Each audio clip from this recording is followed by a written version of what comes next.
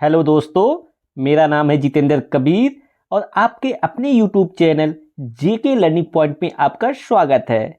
दोस्तों, आज की इस वीडियो में हम हिंदी पेडागोजी के अंतर्गत भाषा शिक्षण में मूल्यांकन तथा आकलन के चैप्टर को पढ़ेंगे। तो वीडियो में अंत तक बने रहिएगा, क्योंकि इस टॉपिक के बाद परीक्षा में आए हुए महत्वपूर्ण प्रश्नों को भी शामिल किया गया है। तो चलिए शुरू करते हैं। मूल्यांकन को अंग्रेजी में इवैल्यूएशन कहते हैं। तो मूल्यांकन वह प्रक्रिया है जिसमें बच्चों की अधिगम उपलब्धि का पता लगाया जाता है। मतलब मूल्यांकन के द्वारा यह ज्ञात किया जाता है कि जो बच्चों को पढ़ाया गया है, जो बच्चों को सिखाया गया है, वो कहाँ तक सीख पाए हैं, उनकी लर्निंग कहाँ तक हुई है, उनकी अधिगम की जो उपलब्धि है, जो अचीवमेंट हुआ है, वो कितना हो पाया है। इसी का पता लगाना ही आपका मूल्यांकन कहलाता है। और ये जो मूल्यांकन है, ये बहुत बड़ा टर्म है और इसमें दो टर्म और आते हैं। पहला टर्म है आकलन यानी असेसमेंट और दूसरा टर्म है मेजरमेंट यानी मापन। ये दोनों मूल्यांकन के पार्ट हैं। तो सबसे पहले देखते हैं हम मापन को। मापन यानी मेजरमेंट। तो मापन उसे कहते हैं जो मूल्यांकन प्रक्रिया के बाद जो रिजल्ट आता है उसे यूनिट में व्यक्त किया जा सके, उसी को मापन कहते हैं। जैसे अगर बच्चों का परीक्षा लिया जाए तो वहाँ पे जो नंबर आएंगे उसे आप यूनिट में, उसे इकाई में व्यक्त कर सकते हैं। इस प्रकार का जो मूल्यांकन होता है उसको मापन कहा जाता है। अगर बच्चों का जो रिजल्ट है उसको आप परसेंटेज में व्यक्त करते हैं तो वो भी एक प्रकार का मापन ही है। तो यहाँ से यह निष्कर्ष निकलता है कि मापन वह प्रक्रिया है जिसमें आप मूल्यांकन के द्वारा जो प्राप्त रिजल्ट है उसे नंबर में व्यक्त कर सके, उसे यूनिट में व्यक्त कर सके, इकाई में दर्शा सके, तो उसी को मापन कहा जाता है। और जिस मूल्यांकन के रिजल्ट को आप यूनिट में ना व्यक्त कर सके, यानी मापन को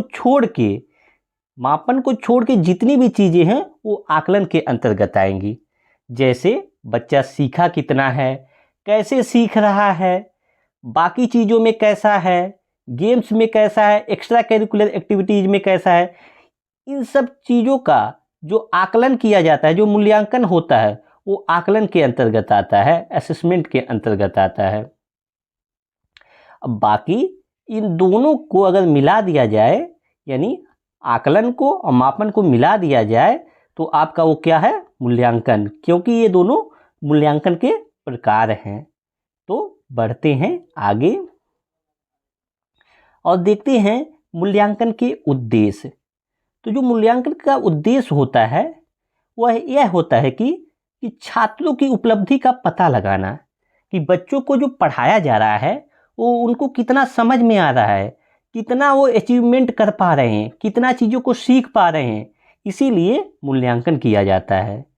साथ ही ये भी जानने के लिए कि उनकी किन चीज़ों में रुचियाँ ज़्यादा हैं, क्योंकि अगर आप मूल्यांकन करेंगे तभी तो जान पाएंगे कि बच्चे किन चीज़ों में ज़्यादा रुचि लेते हैं, किस चीज़ को ज़्यादा पसंद करते हैं, उनकी योग्यताएं क्या हैं, वो किस चीज़ में जो है एकदम कुशल हो गए हैं।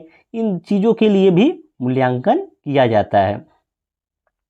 और अगर आप बच्चों को पढ़ा रहे हैं या किसी चीज़ को सिखा रहे हैं तो मूल्यांकन के द्वारा ये भी पता चलता है कि बच्चों को कठिनाई कहाँ पे हो रही सीखने में, और उनको कहाँ पे विफलता मिल पा रही है, कहाँ पे वो फेल हो जा रहे हैं, कहाँ पे चीज़ों को समझ नहीं पा रहे हैं, कहाँ पे सीख नहीं पा रहे हैं।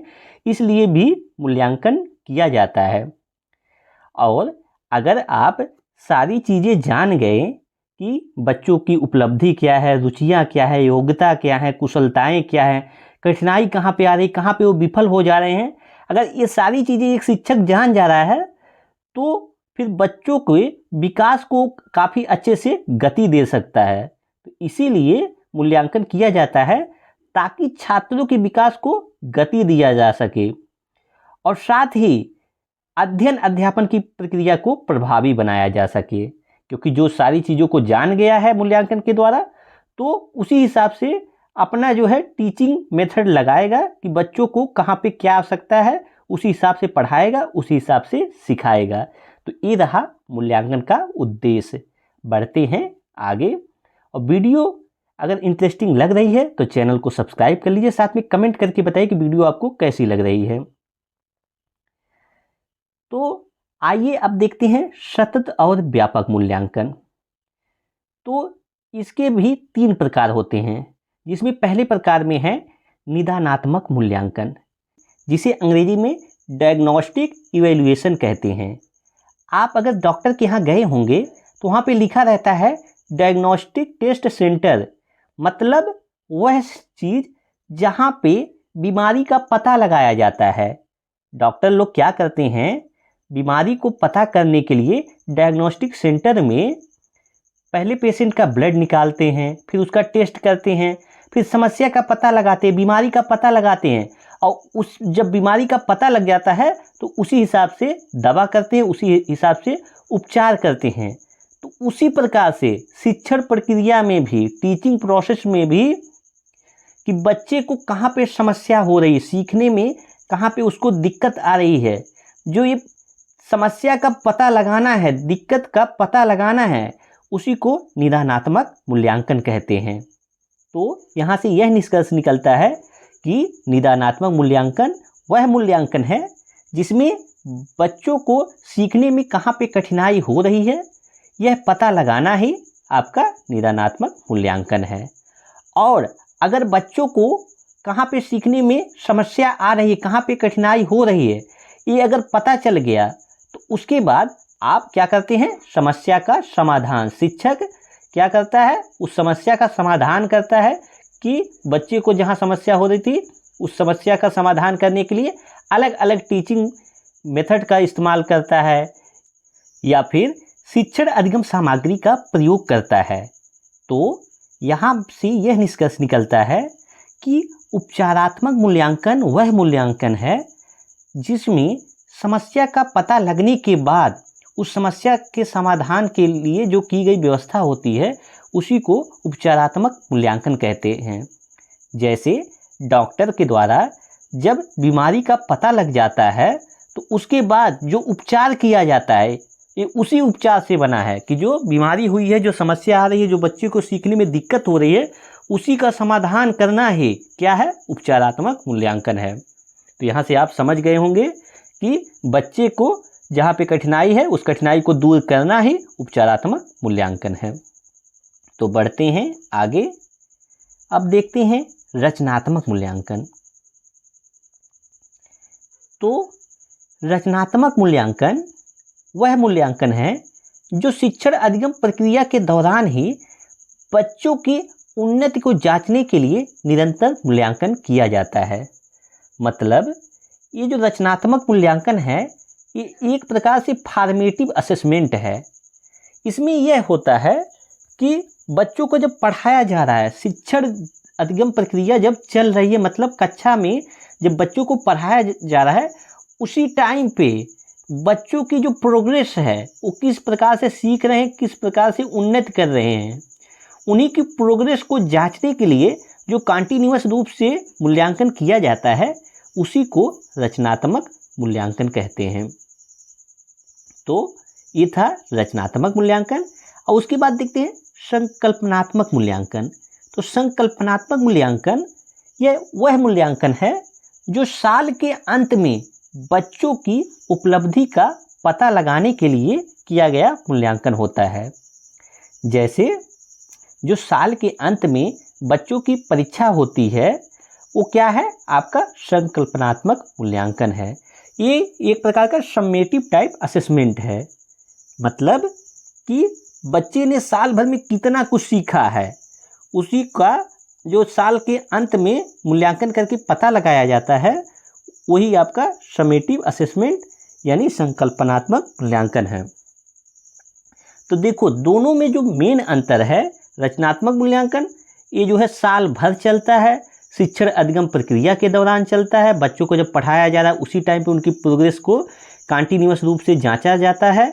और इसमें जो साल भर पढ़ाया गया उस साल के अंत में एक जो है आपका ईयरली एग्जाम करा के या किसी और तरीके से उसकी उपलब्धि का, उसकी जो है कितना वो सीखा, इसी का पता लगाना आपका क्या है, संकल्पनात्मक मूल्यांकन है। तो पढ़ते हैं आगे। अगर चैनल पे नए हैं तो चैनल को सब्सक्राइब कर लीजिए। अब देखते हैं व्यापक मूल्यांकन।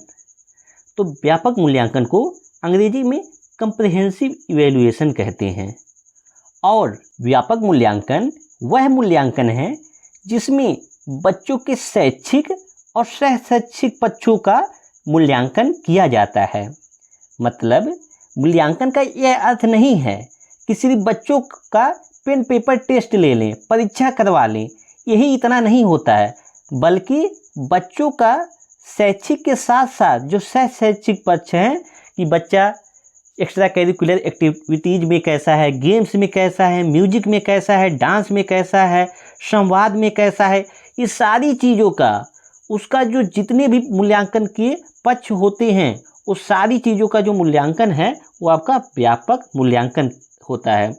इसे मतलब आप ये कह सकते हैं कि बच्चों के समग्र पक्ष का मूल्यांकन है कि बच्चा पूर्ण रूप से उसको जो है शिक्षा में कैसा है, साथ में शिक्षा के अलावा, पढ़ाई के अलावा जो बाकी चीज़ें होती उन सब सारी चीज़ों में कैसा है, इन्हीं सबका जो मूल्यांकन है उसी को व्यापक मूल्यांकन यानी कंप्रिहेंसिव इवैल्यूएशन कहा जाता है। तो आइए अब इससे जुड़े कुछ प्रश्नों को सॉल्व करते हैं और देखते हैं कि आपकी कितनी समझ बन चुकी है। तो आपके सामने स्क्रीन पर पहला प्रश्न है, प्राथमिक स्तर पर पढ़ने की क्षमता का आकलन करने की दृष्टि से सबसे अधिक महत्वपूर्ण है। तो ये चारों ऑप्शंस दिए हैं, आपको इन चारों ऑप्शंस में से देखना है कि बच्चों के लिए जो प्राथमिक स्तर के बच्चे हैं उनमें पढ़ने की क्षमता का आकलन करने में सबसे अधिक इम्पोर्टेंट क्या है। तो क्या वह विराम चिन्हों का ज्ञान है, फिर ऑप्शन नंबर 2 कह रहा है कि या फिर पढ़ने में प्रवाह, या फिर अर्थ का निर्माण करना, या फिर वर्गों की पहचान करना। तो आपको बता दें कि प्राथमिक स्तर पे या फिर कहीं पर भी अगर बच्चों को पढ़ाया जा रहा है तो उसमें सबसे ज़्यादा ज़रूरी ये है कि बच्चे उस चीज़ का अर्थ क्या निकाल रहे हैं, मीनिंग मेकिंग क्या कर रहे हैं। क्योंकि स्कूल में बच्चों को इसीलिए भेजा जाता है कि उसमें सामाजिकता का विकास हो, वो चीज़ों का अर्थ समझे, वो ज़्यादा समझदार हो, ज़्यादा होशियार हो जाए। तो ऐसा तब होगा जब चीज़ों का वो अच्छे से अर्थ निकालने लगेगा। तो क्वेश्चन नंबर 1 के लिए ऑप्शन नंबर 3 यहाँ पे सही है। बढ़ते हैं आगे। क्वेश्चन नंबर 2 है आपके सामने, हिंदी भाषा में आकलन का उद्देश्य नहीं है। यहाँ नहीं को आप विशेष ध्यान दीजिएगा। तो आइए देखते हैं कौन सा हिंदी भाषा में आकलन का उद्देश्य नहीं है। ऑप्शन नंबर 1 कह रहा है भाषा सीखने सिखाने की प्रक्रिया को उन्नत बनाना, और ऑप्शन नंबर 2 कह रहा है बच्चों की भाषागत त्रुटियों की पहचान करना, और ऑप्शन नंबर 3 कह रहा है बच्चों की भाषा प्रगति को अभिभावकों और अन्य शिक्षकों को बताना, और ऑप्शन नंबर 4 कह रहा है भाषा सीखने के संदर्भ में बच्चों की विशेष आवश्यकता की पहचान करना। तो देखिए यहाँ पे पूछा है कि कौन सा उद्देश्य नहीं होता है। तो भाषा सीखने के संदर्भ में बच्चों की आवश्यकता की पहचान करना, तो ये तो बिल्कुल होता है आकलन का उद्देश्य। और भाषा की प्रगति को अभिभावकों और अन्य शिक्षक को बता रहे हैं, तो इससे ये होगा कि इससे अन्य शिक्षकों को भी मदद मिलेगी उस बच्चे को पढ़ाने और सिखाने में। तो ये भी सही हो जा रहा है क्योंकि यहाँ पे तो नहीं पूछा है। तो बच्चों की भाषागत त्रुटियों की ही पहचान करना है, ये गलत है। जहाँ पे ही शब्द आ जाए कि सिर्फ केवल यही ही, ये सब जान लीजिए कि ऑप्शन नेगेटिव है। तो हिंदी भाषा के आकलन का यह उद्देश्य सिर्फ नहीं होता कि बच्चों की भाषागत त्रुटियों की ही पहचान की जाए। तो क्वेश्चन नंबर 2 के लिए ऑप्शन नंबर 2 यहाँ पे सही है। और भाषा सीखने सिखाने की प्रक्रिया को तो उन्नत बनाना ही होता है। तो यहाँ क्वेश्चन नंबर 2 के लिए ऑप्शन नंबर 2 सही है। बढ़ते हैं आगे। क्वेश्चन नंबर 3 है, निम्न में से कौन सा प्रश्न बच्चों के भाषा आकलन की दृष्टि से सर्वाधिक उपयोगी है? तो यहाँ पे यह कह रहा है प्रश्न कि जो चारों ऑप्शंस हैं उनमें से भाषा आकलन की दृष्टि से कौन सा सबसे इम्पोर्टेंट है, कौन सा सबसे अच्छा है? तो चलिए ऑप्शंस को देखते हैं। ऑप्शन नंबर 1 है, ईदगाह कहानी की मुख्य घटनाएं बताइए। ऑप्शन नंबर 2 है, ईदगाह कहानी की मुख्य पात्र का नाम बताइए। ऑप्शन नंबर 3 है, ईदगाह कहानी को अपनी भाषा में सुनाइए। ऑप्शन नंबर 4 है, ईदगाह कहानी में हामिद ने क्या खरीदा? तो देखिए, ये जो प्रश्न है ये परीक्षा में आया हुआ प्रश्न है और इस प्रकार से वो किसी भी कहानी के बारे में कुछ भी दे सकता है। तो आपको यहाँ पे यह देखना है कि कौन सा ऐसा ऑप्शन है जिसमें बच्चे का ज़्यादा विकास होगा, बच्चे को ज़्यादा से ज़्यादा अभिव्यक्ति का अवसर मिले, ज़्यादा से ज़्यादा सीखने का अवसर मिले, बच्चे के लिए ज़्यादा उचित हो, उसी ऑप्शंस को यहाँ पे आपको देखना है। तो आइए ऑप्शन को फिर से एक बार आपको समझाते हैं। ईदगाह कहानी की मुख्य घटनाएं बताइए। तो देखिए, जो इम्पोर्टेंट घटनाएं हैं वो आप 2-4 लाइन में ही बता देंगे, मतलब ये उतना इम्पोर्टेंट नहीं है।